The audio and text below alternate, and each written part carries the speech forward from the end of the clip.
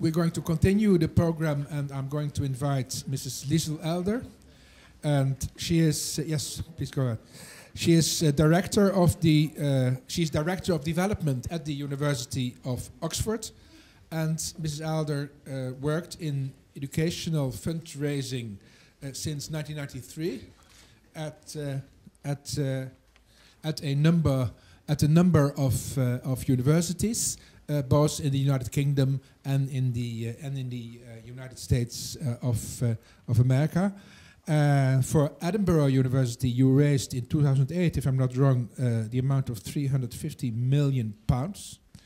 And you're going to tell us how you did that and many other, for us sometimes, unbelievable things. I give you the floor. Thanks very much. I'm sorry I have to speak in English because my Dutch is non-existent. So I was given this topic for my presentation, and I have to confess that I had to go to Google Translate to find out what I was supposed to be talking about, and was slightly terrified to discover that it was about making fundraising irresistible. But we'll do our best today. So my job is to ask other people for money, and specifically now to ask other people for money for the University of Oxford. And I think that this is a concept that most people would find terrifying or extremely off-putting or just something that you wouldn't want to engage with at all. Because I think when most people think about fundraising, they maybe think about this. Or possibly the fundraiser is somebody who's like this. Or even worse, I think there are a number of people who think my job is actually this. And I have to tell you that nothing could be further from the truth. I think I have the best job in the whole of the university. I think I have the best job in the United Kingdom. I get to talk to people about the brilliance of the University of Oxford, and it's a fantastic job, and it's a fantastic thing to do. I've now been doing fundraising for 20 years, and it's hugely exciting and interesting. And I think what most people forget or don't realize when these sorts of images come into your head when you're thinking about fundraising is that we're not actually talking about begging, or some sort of slick salesperson who's trying to fool people into a bad deal, or heavens, we're certainly not stealing anyone's money. What we're talking about is philanthropy. And if we think specifically about philanthropy in the root of the word, it's love of humanity. And what we're talking about is encouraging people to be generous to other people, to invest in things that are important for society. And I would argue that education is extremely important for society. If we look at a definition of philanthropy, which of course I have to take from the Oxford dictionaries, it's promoting the welfare of others, particularly through giving money to good causes, but I think that there are all sorts of elements of philanthropy in terms of helping other people. And I think we forget that generosity is a really wonderful, beautiful thing. I mean, the great thing about my job is I get to be around people when they're generous. I think people are at their best when they're being generous.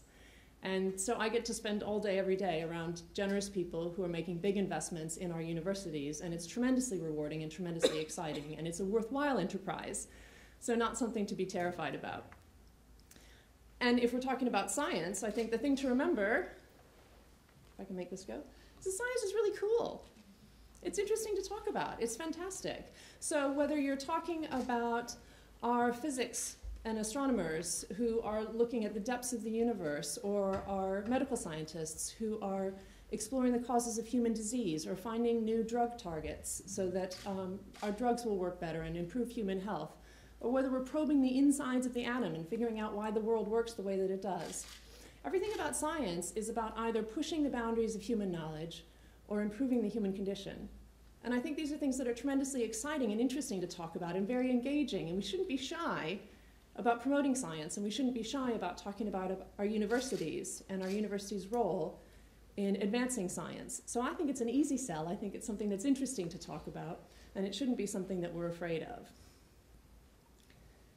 So going back to philanthropy, if you're going to be asking people for money, if you're going to be asking people to invest in your university, I think it's important to be thinking about, why would someone do this?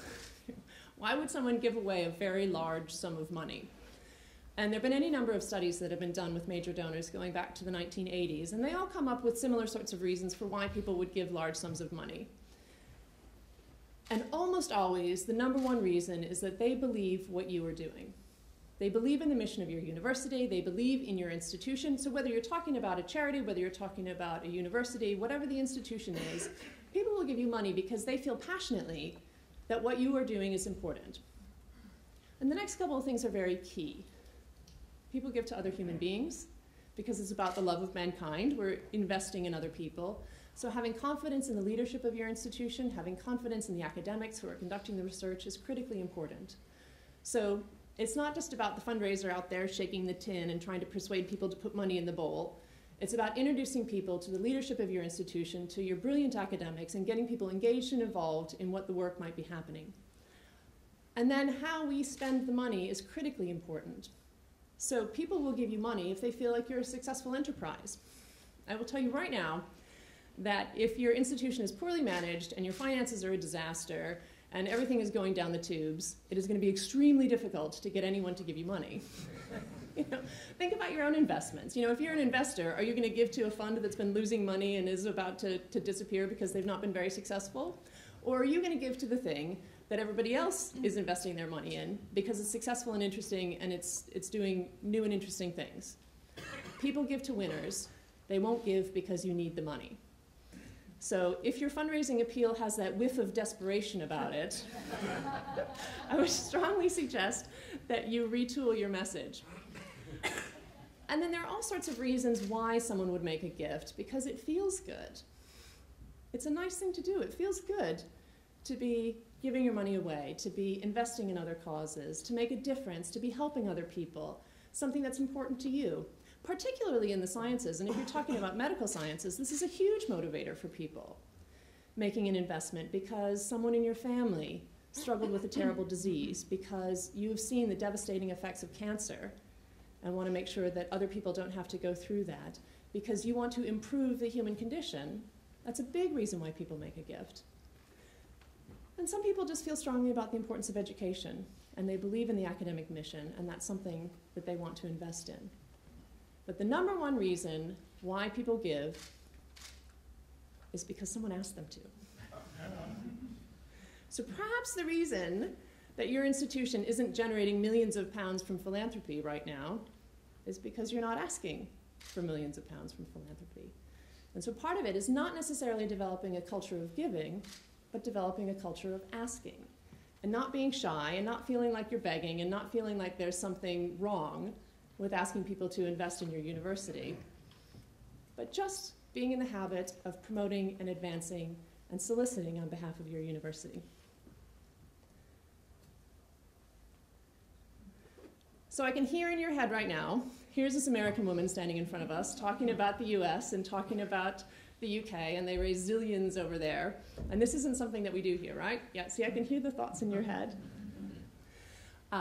Because when I went to the UK in 2004, when I first moved there, this was the thing. It's not very British. It's not very British to be asking people for money. It seems quite rude. It's a bit naff meaning tacky, not appropriate. It's a very American thing to do. You Americans just talk about money all the time, and so it's okay over there, but it's not something we do here. I think that there is a culture of philanthropy that has grown up in the United States because it has been developed there. It's been encouraged there for decades, because the funding model for higher education has been very different in the United States. There's been less government funding there. There are many institutions that were private from the very beginning and have had to fundraise or else they would close. And so there's been a decades-long series of training alumni and training people to give, and so now it seems part of the culture, but it's a learned behavior. This isn't something that's sort of inherently American, and I can tell you it's quite tacky over there as well to talk about all the money that you have. So I think it's a perception. And I can show you a picture I hope that all of you will be familiar with that will show you the power of philanthropy here. This university, as we've been talking about, is founded on philanthropy, and there are a whole series of institutions that I'm told here were founded by philanthropy, that there is a culture of philanthropy here, that perhaps it disappeared for a little while as government funding came into the picture, but as we now know, that's not a sustainable model. It'd be quite difficult for the tax base to fund everything that we want it to be funding. And so I think that this is a tradition that's worth reviving and thinking about the history of philanthropy here and going through that process of talking to people about it again and encouraging it to be revived. I don't think it's impossible. I genuinely don't, because I do believe that caring about other people and caring about other human beings and wanting to improve the lot of your fellow man is something that is typical of Dutch culture, I would hope.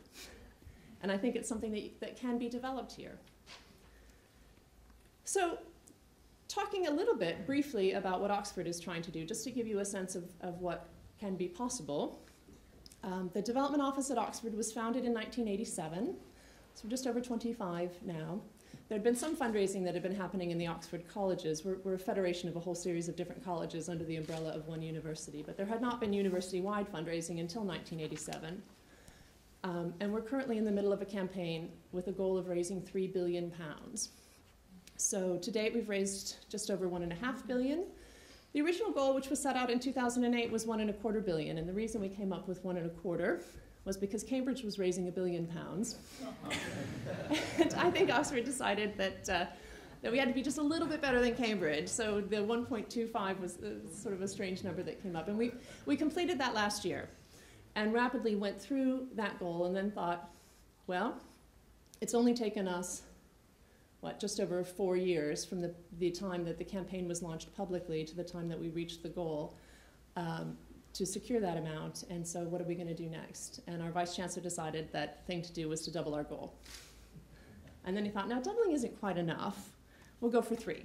And so we're now on our way to securing £3 billion for the university, and the goal that we have is to secure £250 million from philanthropy alone every year for the next 4 or 5 years until we get to our next goal. And that's for students, it's for academics, it's for major capital projects, particularly science capital projects, because the science funding infrastructure that has been present in the UK has fallen apart in recent years, and there's very little in way of government funding that used to be present, and so now we're raising hundreds of millions of pounds specifically for science facilities, which is quite difficult. And then a whole series of things for college projects. So fundraising is a big business, and it can be a big business. It'll take you a while to grow there, but there certainly is tremendous, tremendous potential. And certainly what we see from the United States is that there's a steady upward trend. We have yet to see the ceiling of how much money can be raised from philanthropy. If you look at Stanford last year secured $1 billion in cash from philanthropy last year.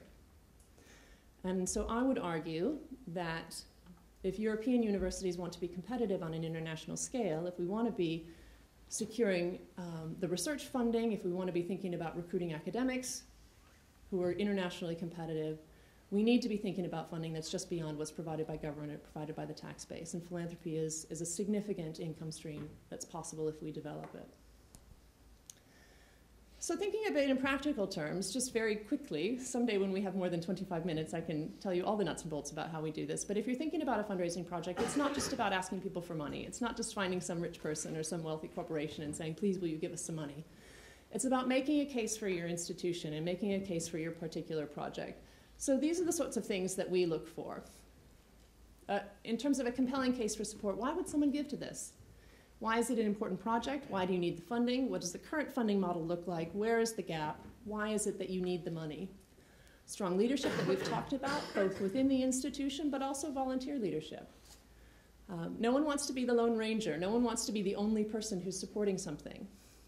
Because human beings are inherently social animals, and we like doing things in groups. And so if you have a group of people, if you have strong leadership, if you have other people on the outside who are helping you along with the inside, that's very important.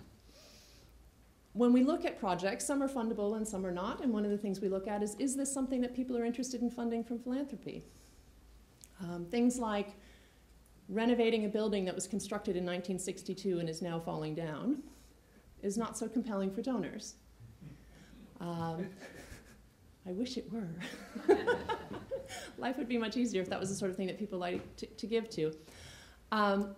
Particularly obscure academic subjects, while interesting and important, are not necessarily something that resonates with the academic public or with the public at large, and sometimes they're difficult. So having sufficient people who are interested in whatever that subject is, but I think if you're talking about science, if you're talking about medicine, if you're talking about scientific research, it's very easy to get people engaged and involved with that. Adequate resources means you have to invest, that there is a return on investment, but you cannot raise money unless you're investing in the infrastructure. So at Oxford, we're very efficient. It costs us about 10 pence to raise a pound. And so I have a budget in the millions because we raise a very significant amount of money. If you've got sort of one person and a dog who's working on the fundraising, you're going to be very limited in terms of what kind of return that you can get. You have to invest to be able to secure the money. It doesn't just magic up by itself. So this is something that you should think about as an institutional priority and make the investment that's required. Realistic expectations, having an understanding of who's out there, who might give to this, how much money do we really need to get. There are going to be a variety of people who will say no. So thinking about how can we ensure that we've got enough money in the pool so that we can realize what we need to get out the other end. And then time. I mean, one of the things that's frustrating about philanthropy is it's not linear. You know, so some years we'll have a great year and some years we'll have a very lean year because the university has no control over when the money comes in. It's all at the discretion of the donors. I wish we could have a little more control about when people decided to be generous.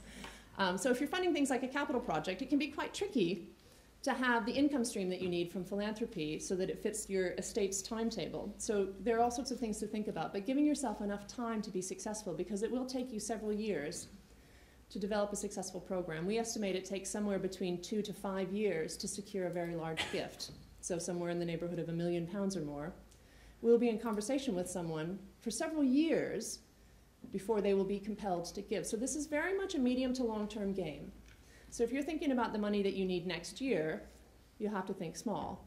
If you're thinking about the money that you need in 5 to 10 years' time, then you can be quite ambitious. But you need to give yourself time to ramp up and to develop. So just a quick example of one of our recent projects that I think was a particularly good example of how philanthropy works. Because there's often a cocktail of funding. So this is our principal donor, Mr. Li Ka-shing, who's I'm sure well known to some of you. Extremely generous funder through his foundations of all sorts of research institutes around the world. And this is the new building that he's just funded for us, which is the Li Ka-shing Center for Health Information and Discovery. So this is looking at target discovery for new drug discovery and also big data research in the medical sciences. So it's very exciting. It's a very new initiative for Oxford, and this is our brand new building that we've just put up. But we had a whole series of funders. Mr. Li put in £20 million. The Higher Education Funding Council for England had a leveraged system where we were able to bid twice for money from the government with a match funding scheme. British Heart Foundation is a major funder of some of the research that happens inside. There are a whole series of pharmaceutical companies that are investing in the Target Discovery Institute, which is part of this program. The Wellcome Trust funds this, and all sorts of other things. And one of the things is you're thinking about philanthropy as a component of the funding model for any particular project. Think about how can you use the philanthropy to leverage other funds, and how can you use those other funds to leverage the philanthropy, and how can you bring things together so you're not having all of your eggs in one basket. And I thought this was a particularly good example because we had strong academic leadership at the highest level of the university to secure the gifts that were required, and very broad-based approach from a number of different fronts to secure the money that was required to put the whole project together. It ended up being about £90 million in total. And this is quite typical, not necessarily on such a large and grand scale, but since we just made the announcement about this one, we're quite pleased to talk about it. But when we look at particularly funding for science or for capital projects, it's usually a mix of philanthropy, government funding, funding from research councils, funding from industry. So think about how can you diversify your funding and how can you use the various sources to influence and leverage others so that it all comes together in the end. So my advice to you is just go do it. Be brave, be bold, you can do it. It's not something that's foreign to your culture. It might be now, but in 5 years it won't be. But be proud of your institution, champion what you're doing, and people will come. People will invest, and you'll be successful.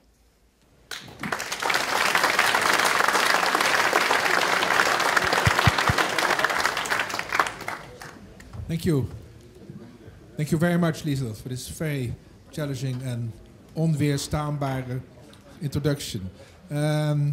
You made some people jealous in the room. One of them is Esther Hulse, because she's doing on her own what you are doing with 70 FTEs, but you're doing a little bit more. If I may ask you, I'm curious to hear the reaction of Pauline van der Meer-Moor on this introduction.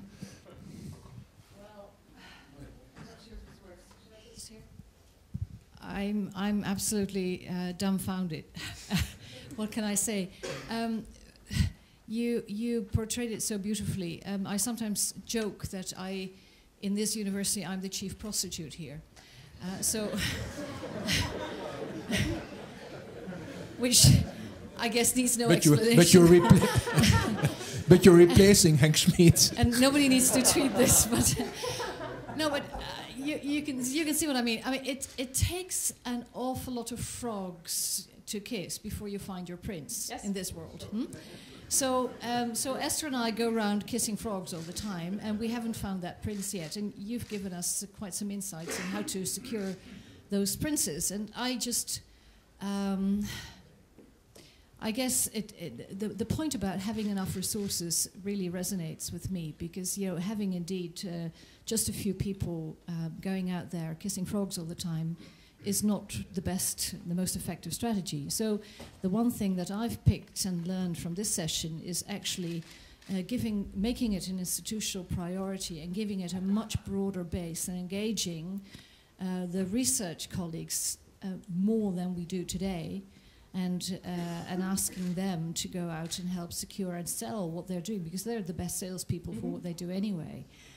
So it's little point sending out people who do not do the research work all the time, and it's actually much more effective, relying on the people who actually do this every day for a living to go out and sell. So thank you for that insight, and I do hope we can rely on you for some more in years to come.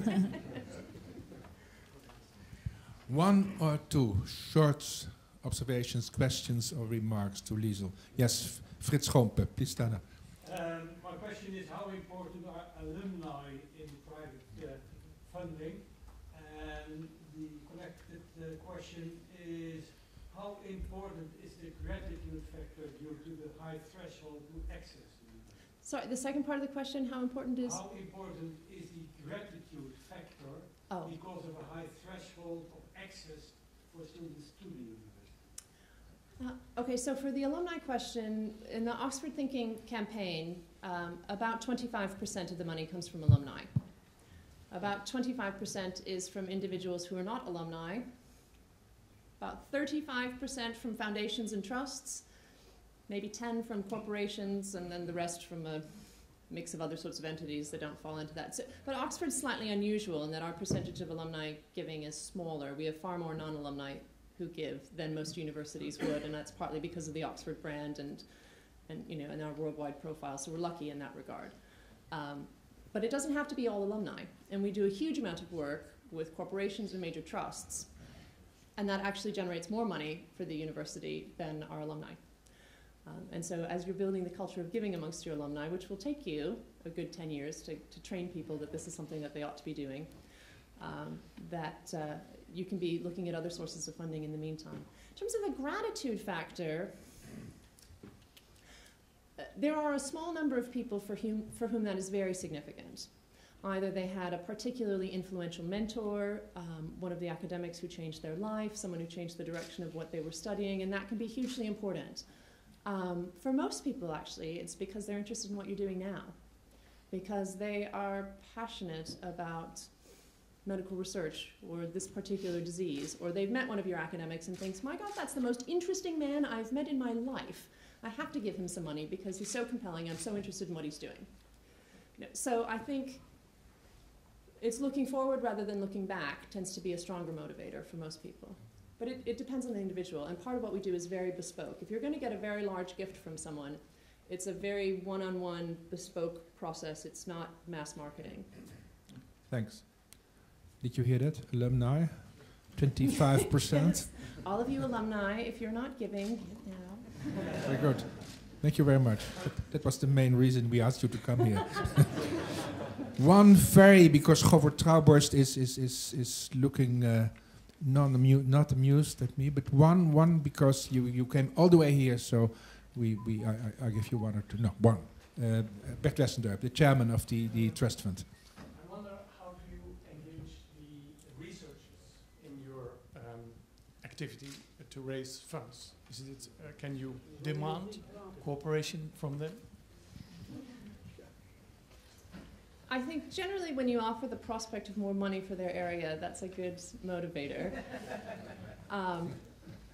Most people are filled with horror at the idea of asking someone else for money. I mean, it's something extremely uncomfortable, and what I tell my staff is part of what we do is we have the conversations that other people don't want to have, because somebody has to.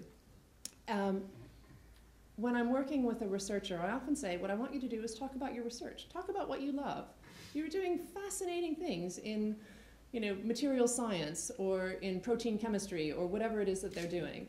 And all I want you to do is talk about your work, because I've met someone who I think is going to be really interested in you and really interested in what you're working on. And I deal with the money side of it. So you'll find that most academics are very happy to talk about their subject area and get quite engaged and quite passionate about that. And if you have the right donor in the room with someone and they're talking about a subject that's interesting, you can see it in the eyes. I mean, you can see, it's like a dating service. You can sort of see that spark happen. You think, oh, yes. So in terms of engaging the academics, I think it's defining the role.